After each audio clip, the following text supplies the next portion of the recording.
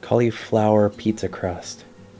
It tastes a lot better than it sounds, it's easier to make than you'd think, and it's just fantastic all around.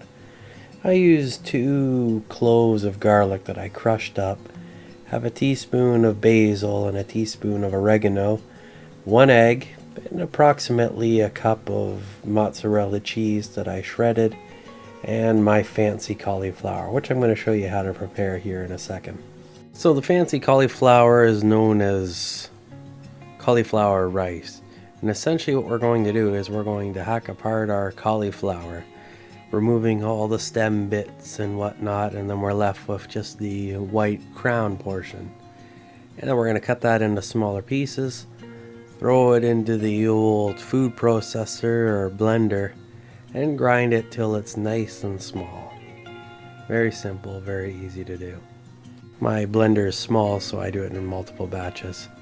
And once it's done, we have this nice light powdery type of small pieces of cauliflower. But we're going to cook it now to make it nice and soft for our crust. So I'm using the old steamer basket, filling it up as much as I can. I'm going to have to do this in multiple batches as well.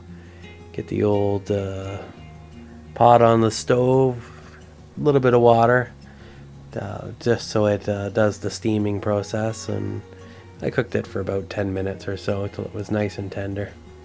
And once it's done cooking, then we simply remove it.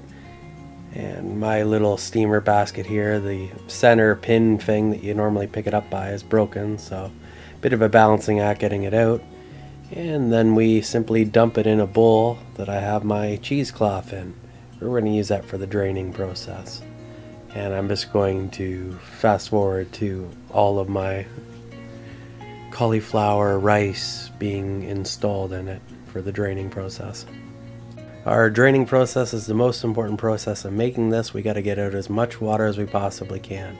Once you think you're done, do it a little bit longer and you should be good. There's a crazy amount of water in it. And once it's done, it kind of holds together as a complete lump, which is kind of crazy. So let's make our pizza crust now. So we simply add in all of our ingredients into our bowl, give it the old mixing technique, and then we can press it out onto a pan.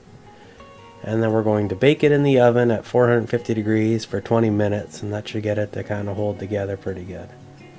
And then we're take it out of the pan and flip it over, and then we can build our pizza on top of it. Well, there you have it. There's our pizza crust and pizza. Let me know your thoughts in the comments below, and until next time, stay awesome.